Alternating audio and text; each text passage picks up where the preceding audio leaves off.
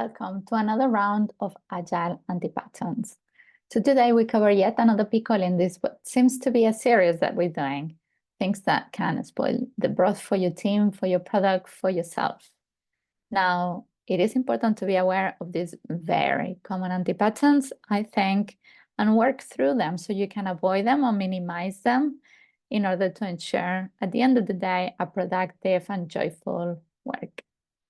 Now, in this series, what we cover is quickly what the antipattern is, the indicators, several questions, powerful ones that you can bring to the team, and some antidotes to the antipattern. This time around, we're talking about Agile Fall. And as the name it says, ain't ideal. An Agile Fall, what I call, is essentially represents a situation where an organization claims to be practicing Agile, doing Agile.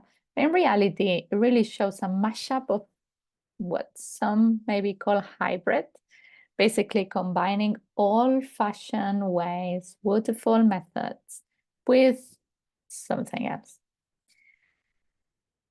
The reason why this happened, I think, is because it really gives a sense of control, false sense of control. And doing that, it reduces responsiveness. It reduces lack of progress, inability to improve, delays, time lapse.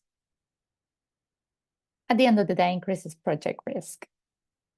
So doing this, you're basically shooting yourself in the foot against what you're trying to achieve, being more agile. Now, some of the indicators that you may spot this pattern with, anti-pattern with, are phased planning, for example. And that's sort of like a detailed project plans created up front. One thing happens after the other. Another way that could be a sign of Agile Fall creeping in is that you have a fixed scope. Now, Agile really emphasizes adapting to changing conditions. You maybe fix the time, you can fix many different variables, but not the scope, because things will adjust as you learn and you get closer.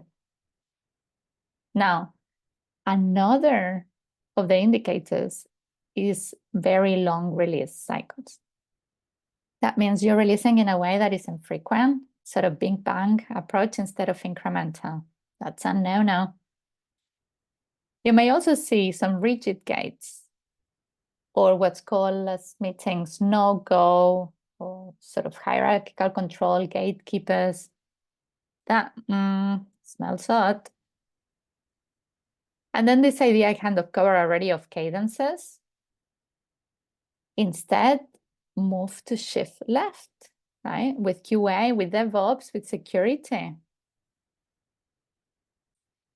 So with the presence of these indicators, these behaviors, you will really benefit from propping and prompting the team so that you can reflect and consider ways that you can foster more iterative and more adaptive approach. Now, here are some questions that hopefully helps for the team, for yourself, and for other surroundings into reflection. You really want to poke and open possibilities. Now, one question you could ask is, how could our planning be more adaptive, be more iterative? What could be one thing that may enable us to release more often? And then what could be another option? What if we could bypass gated decisions? What would it take? How are changes to requirements of a scope handled? So understand the current as-is process, so you can make it better.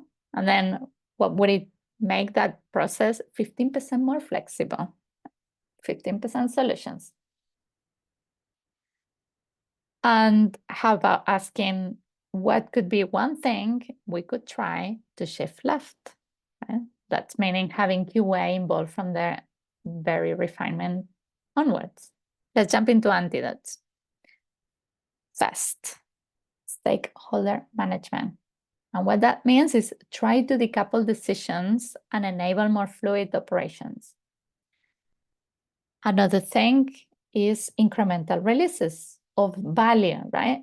Remember, things that can actually be used, can actually be of value. They are incremental, fits with existing paths, and are more often. Look at pairing. Things like the buddy systems, the three amigos. Those are very common practices to enable shift left. Play with limits, right? Work in progress limits with, so that you can restrict the number of tasks or different stories or whatever you call them that the team handles at one time. So you can swarm, all hands on deck, to value finishing over starting. Then don't forget your definition of done exists for a reason. And that's a definition of what's done across all work items that the team tackles, right? They may have different functionality, but what is the gap in between the functionality being there and the thing actually being production and in use? So that things doesn't need revisiting, where you can account for quality, assurance, security, DevOps, everything. And then measure. You want to measure and monitor these different indicators and how the different antidotes are working, so you can address the different outline items into the pattern of concern. At the end of the day, if you address Agile Fall, if you address it earlier, even better, shift left, you can lead to a more efficient, more robust, more pleasant behavior at the end of the day, so you can drive that continuous improvement in the product, in the team, and sort of ripple effects that has to the rest of the organization. All right, this is it. Year 10. What have you been seeing working well to tackle this anti-pattern?